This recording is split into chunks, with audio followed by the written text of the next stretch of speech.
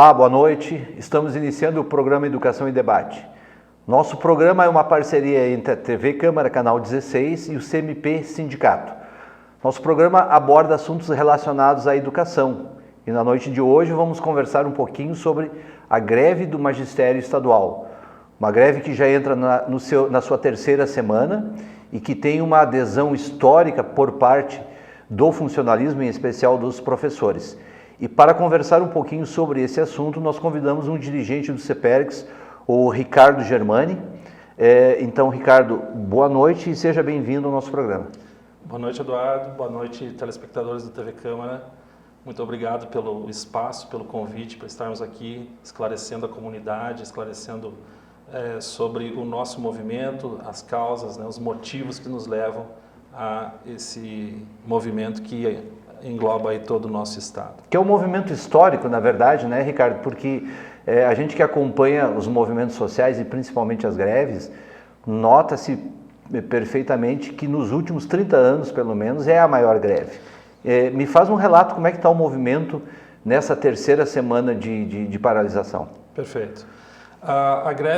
Essa greve ela já se torna histórica justamente por conta da grande adesão das escolas, e essa grande adesão ela se deve a alguns fatores, como, por exemplo,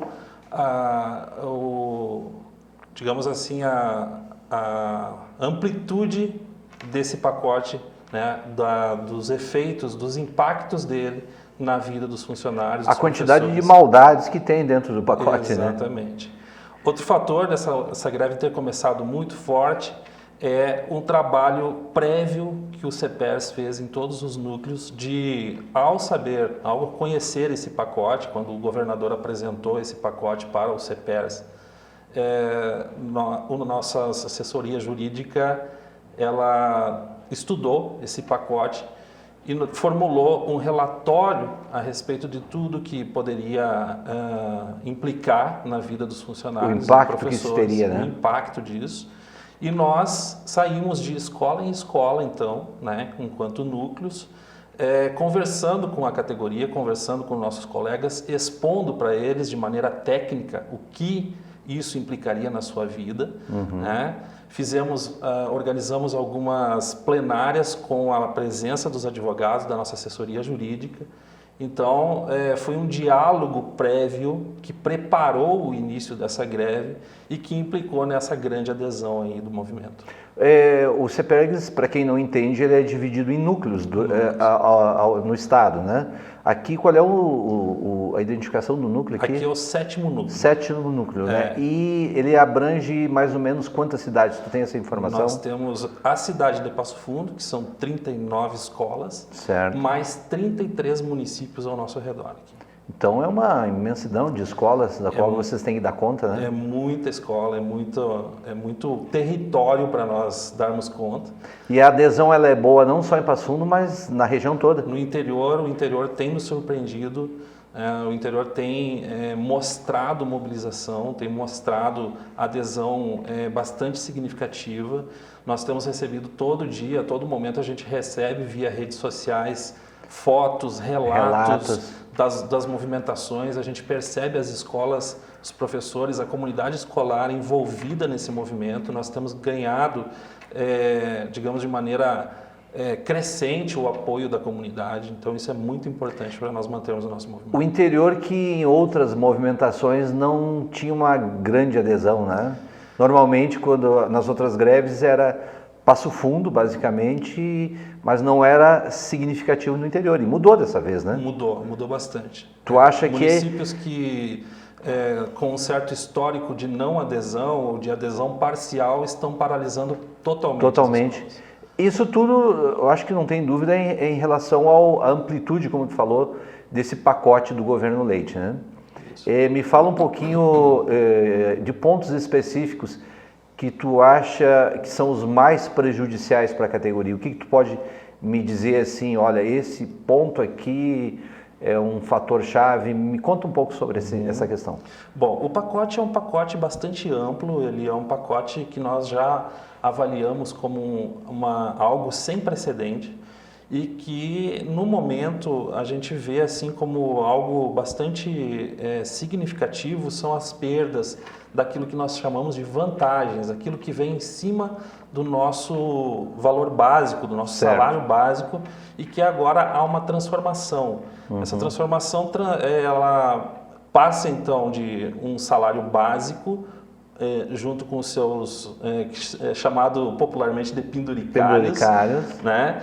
E que esses penduricalhos agora são somados todos em apenas uma parcela, em um salário básico, né? São incorporados ao salário. Incorporados ao salário. Certo. E essa incorporação ela vai até o valor do piso. O que sobra do nosso salário é transformado em uma chamada parcela autônoma.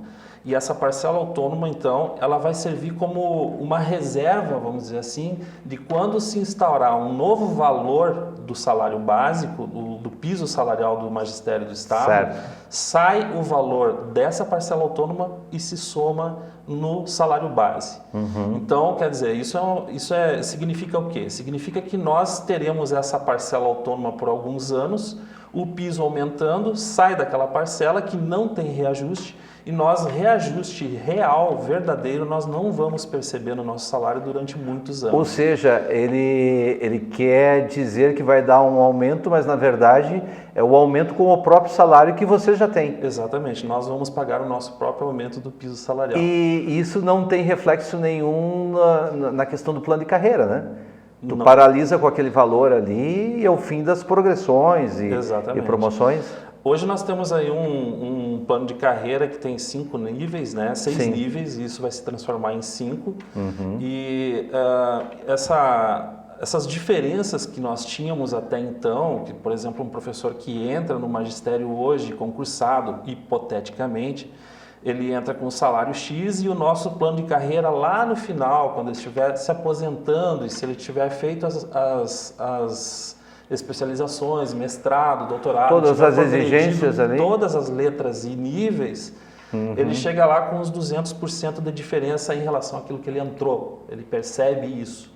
Com essa nova medida do governo, entre um professor que entra hoje no magistério estadual e aquele que está saindo lá 30 anos depois, 40 anos agora com a reforma da Previdência, ele vai perceber uma diferença de 7% apenas. Entre o piso inicial e depois todo o ano de trabalho, de todos os anos de trabalho, a diferença é 7%. 7%. E é mesmo bom... ele fazendo mestrado, doutorado. E outra coisa, a questão das progressões, das promoções fica a critério do governo. Aquilo que já era feito de maneira à revelia do governo, mas que ainda existia um resguardo da lei, agora diz assim, o governo promove se ele quiser e quando ele quiser. Ou seja, é um critério político. Provavelmente, né? E é bom, Ricardo, a gente esclarecer, e para o telespectador que está nos ouvindo e está nos vendo, quando você fala em reajustes, em valores, nós não estamos falando aqui de valores do tipo 10, 20, 30 mil, como é de algumas categorias privilegiadas do Estado. Nós estamos falando de salários que variam de 1 a 2 salários mínimos e meio. Eu outro dia conversei com um colega de vocês, colega com mais de 10 anos, e perguntei a ele quanto é que te sobra por mês. R$ 1.300. Ele tem R$ 1.300 que sobram.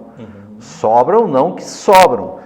Líquido. O líquido dele. Então, é sempre bom lembrar, para aqueles críticos, né, de que os professores estaduais estão pedindo muito, são grevistas, são baderneiros, nós não estamos falando dos mega salários, que nesses, me parece que o governo sequer quis meter a mão, né? Não.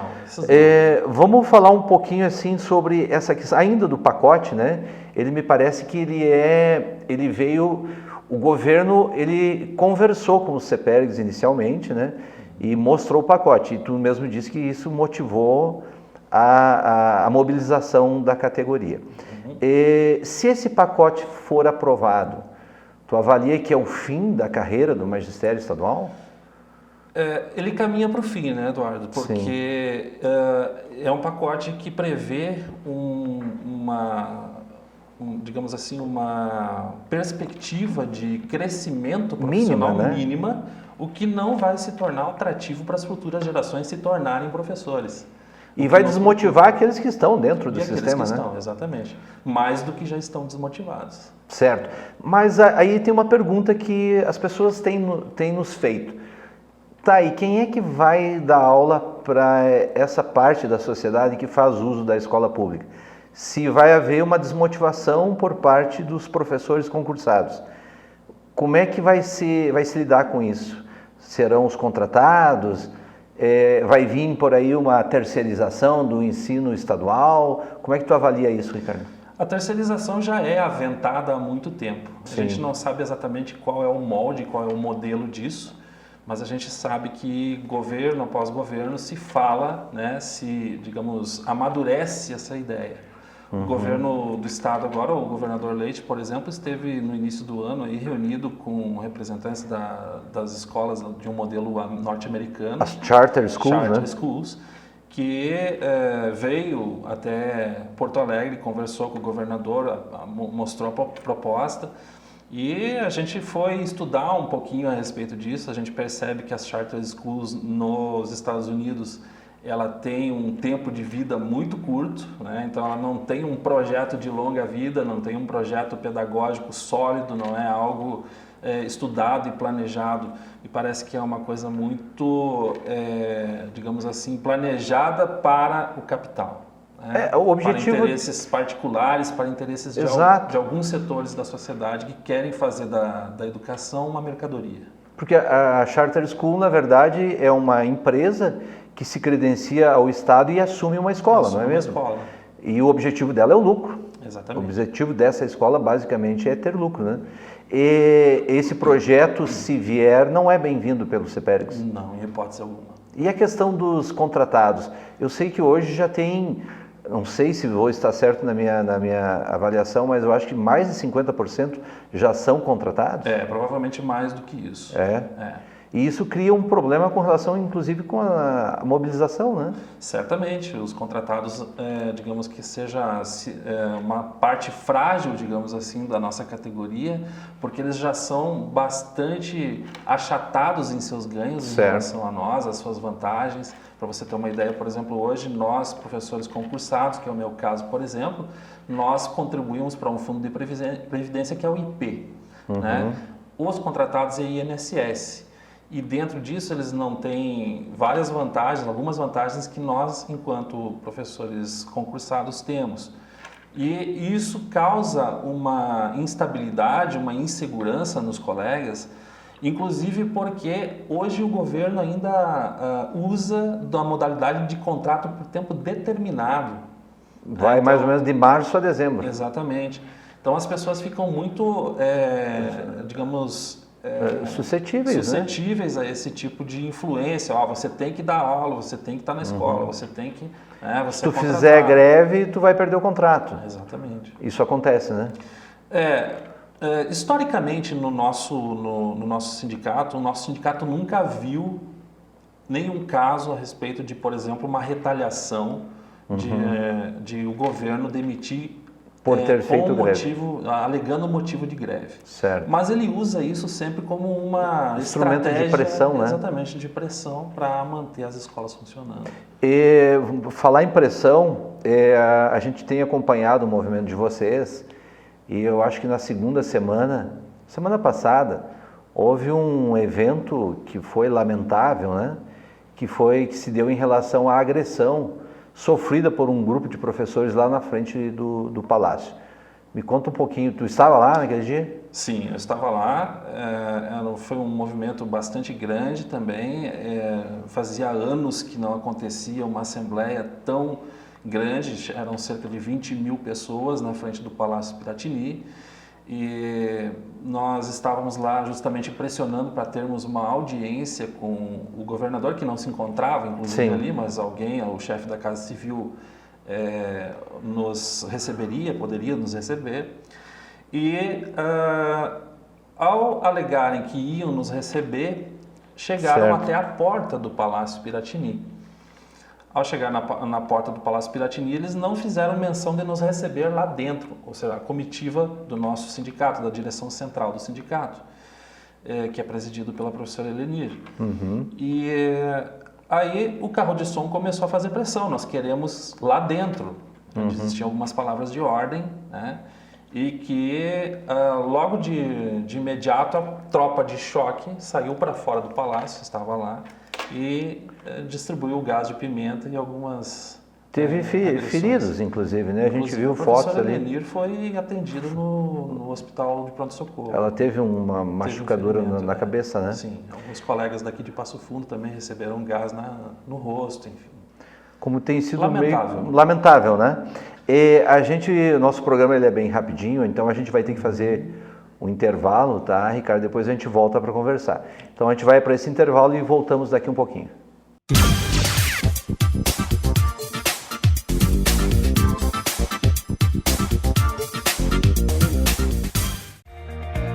O que é importante para você é importante para a Câmara. A Câmara de Vereadores tem compromisso com a comunidade e transparência na gestão. Por isso, debater as necessidades da comunidade faz o trabalho do Legislativo ter muito mais resultados para você. Com participação, as mudanças acontecem e os investimentos geram mais desenvolvimento e garantem um futuro melhor para a nossa cidade. Câmara de Vereadores de Passo Fundo, a casa dos grandes debates.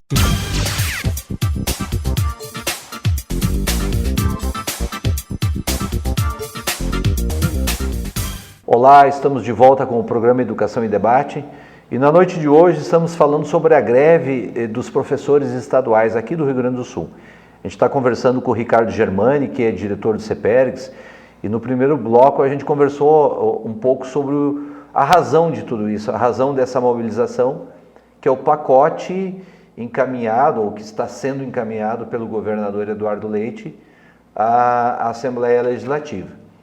Me conta mais sobre esse pacote, além daquilo que tu já relatou no primeiro bloco, tem outras coisas, como por exemplo a questão da aposentadoria, né? Tem mudanças significativas. Bastante mudanças, Eduardo. Com relação ao pacote, ele é um pacote, como eu falei antes, bastante amplo, né? Que ele pega toda a categoria, são professores e funcionários contratados de carreira, né? Aposentados, inativa. E os aposentados também vão passar a perceber, né, uma mudança significativa nos seus ganhos, porque agora há uma alíquota da Previdência em cima dos salários dos aposentados. A gente avalia isso como uma medida que está engrenada em outras intenções do governo, né?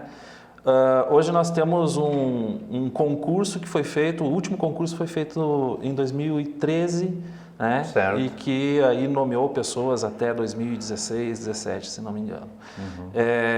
De lá para cá, nenhum concurso. Nós tivemos aí vários colegas que se aposentaram ou que se exoneraram, né?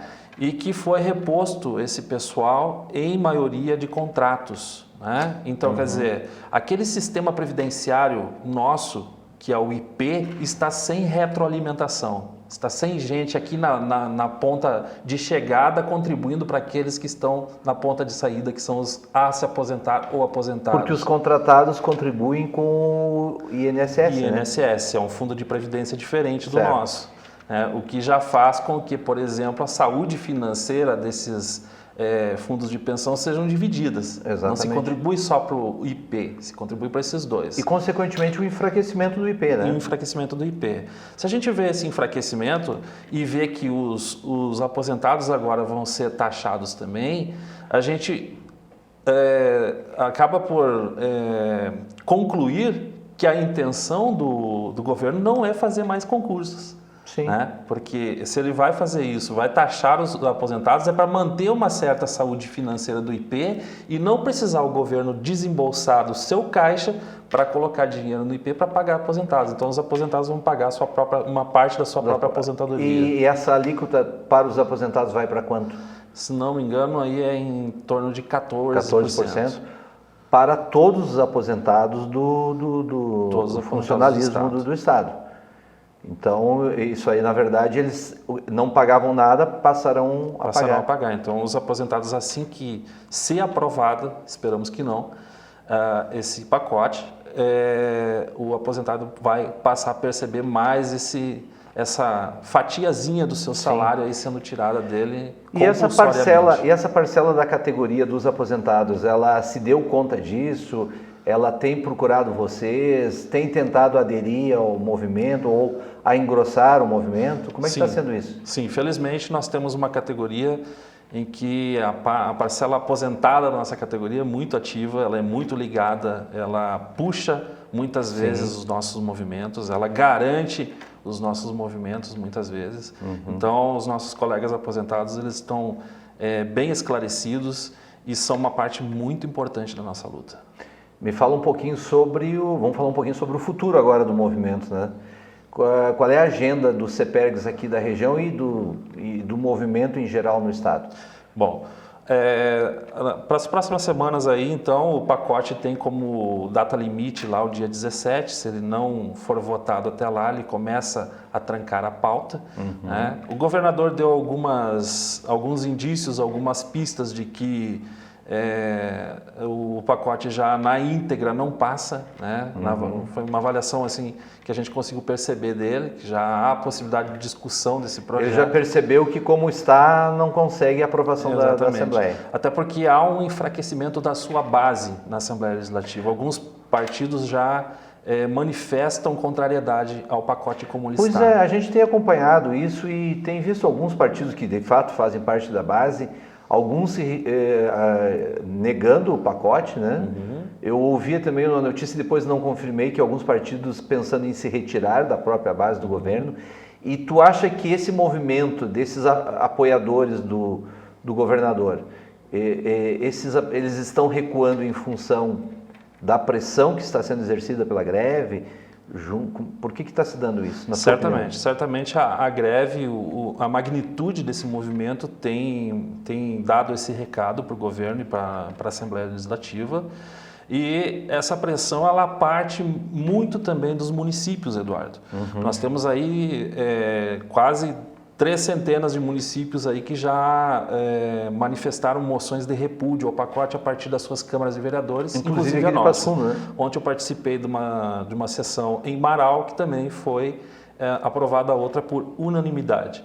No dia do ato, lá em frente ao Piratini, que aconteceu o episódio lamentável, houve a leitura de uma moção de apoio ao nosso movimento por parte da FAMURS, que é uma entidade que composta pelos 497 municípios do nosso estado. Exatamente. Isso também se mostrou algo histórico. A FAMURS se manifestando, né, ela que dá voz a 497 municípios, declarando esse apoio ao nosso movimento. Então, isso tem dado esse recado, tanto para o governador, para o governo, executivo, como o legislativo. Certo. E as atividades para essa semana agora? Essa semana nós temos um ato conjunto com o pessoal da saúde, que também está mobilizado, né? Nós tivemos uma reunião agora à tarde. Eu não estou inteirado dos informes, porque não participei, mas na quinta-feira de manhã, eu vou pegar o horário, ainda não tenho o horário certinho dele.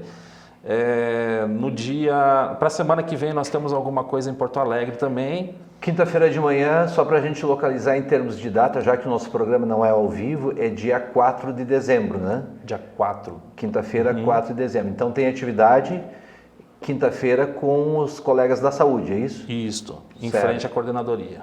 E o que mais que tem aí para o resto da semana? Bom, para essa semana nós temos a agenda também nossa do CEPERS para o interior. Nós estamos tentando dar conta dessa demanda que ainda está, né, reprimida, digamos, que a gente não conseguiu atender, que é chegar nos municípios, chegar nos nossos colegas do interior. Então, a direção do Comando Central, o comando de greve aqui do 7º Núcleo, está mobilizado para o interior. O interior está tendo suas agendas próprias, com deputados, com manifestações, com caminhadas luminosas, enfim, com toda essa movimentação aí que teve aqui em Passo Fundo até então, ela se reproduz no interior também. Aqui Porque cada cidade, na verdade, além de seguir uma agenda estadual, também cada município tem a sua particularidade, né, que vai seguindo. Aqui nós tivemos um movimento muito bonito na semana passada, que foi a Caminhada Luminosa, né? Me fala um pouquinho desse movimento, e ele, de fato, ele foi um movimento de sucesso na tua avaliação? Certamente, Eduardo. A Caminhada Luminosa fazia parte de um calendário estadual, ou seja, todos os núcleos do nosso sindicato realizaram a Caminhada Luminosa, tanto nos municípios sedes, como o nosso aqui, por exemplo, de Passo Fundo, sede do 7º núcleo, como os municípios do interior organizaram, né? Nós tivemos uma presença de público bastante significativa, inclusive com o apoio do CMP, sempre, né?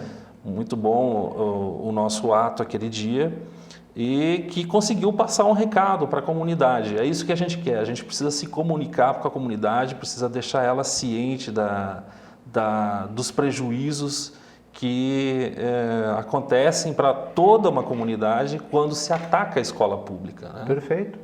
Não, e tem uma coisa que é importante nesse momento que se diga, né, Ricardo, que é a questão do discurso. A gente sempre acompanha em redes sociais, em grupos, uma suposta valorização do professor. Para todos que você pergunta, não, é a profissão mais importante, a profissão pela qual todos os outros profissionais passam. O professor deveria ganhar mais que político. Esse discurso que a gente ouve em rede social. Só que agora é a hora da sociedade mostrar na prática que de fato pensa isso, né?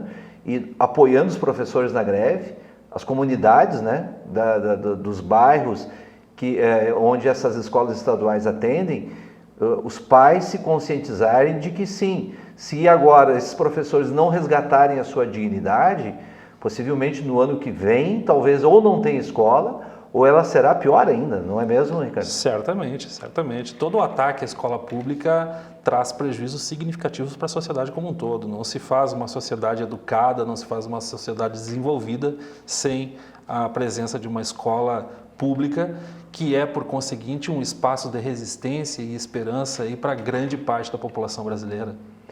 Aqui em Passo Fundo, tu pertence ao ENAVE, né? ENAVE. Tu estava me relatando que o ENAVE tem 100% de adesão, né? 100%, a escola permanece fechada. Como é que está a adesão das escolas aqui da cidade?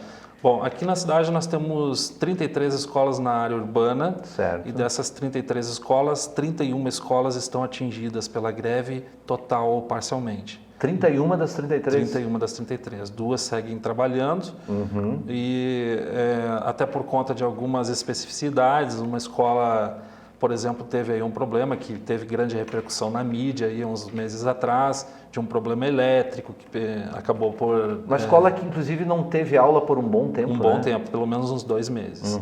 Mas mesmo assim ainda ela está de maneira parcial paralisada, com um mínimo de professores em greve, até porque um deles é nosso colega da direção, né? Certo. Do 7º núcleo. Mas ela ainda não inviabilizou o funcionamento dela, né? Ela segue trabalhando com horários alternativos. O CEPERGS aqui em Passo Fundo, ele é coordenado pelo professor Orlando, né, que é um dos cedidos, ou o único cedido, né? Como é que funciona a estrutura do CEPERGS aqui? Bom, aqui nós somos o 7º núcleo, né?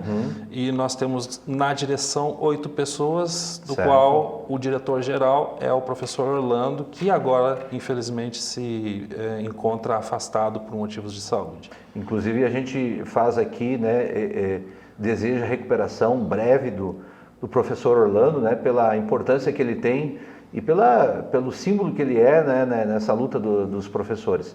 Essa questão da greve, tu acha que... Tu me falou que tem uma data agora para 17 de dezembro, que é a suposta votação. O movimento, ele aguenta firme até lá? Como é que tu avalia? O momento atual do nosso movimento diz que sim. Né? A gente sabe que uma greve ela não se mantém da mesma forma durante todo um período, né? Mas a nossa greve, o nosso movimento, ele começou muito forte, né?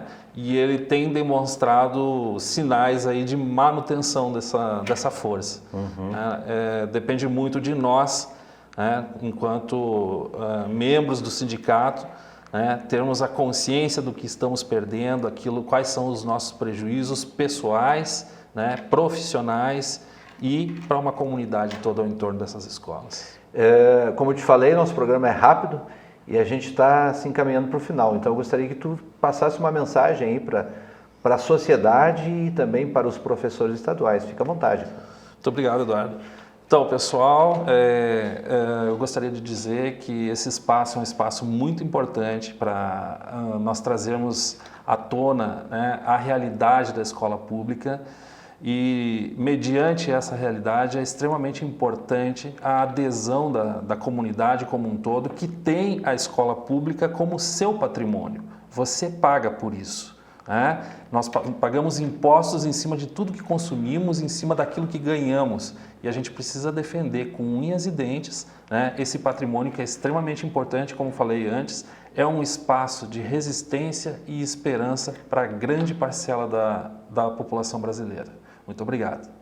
Ricardo, eu agradeço a tua gentileza de ter participado do nosso programa e agradeço ao nosso telespectador por ter acompanhado essa bela explanação desse movimento importantíssimo aqui no Rio Grande do Sul.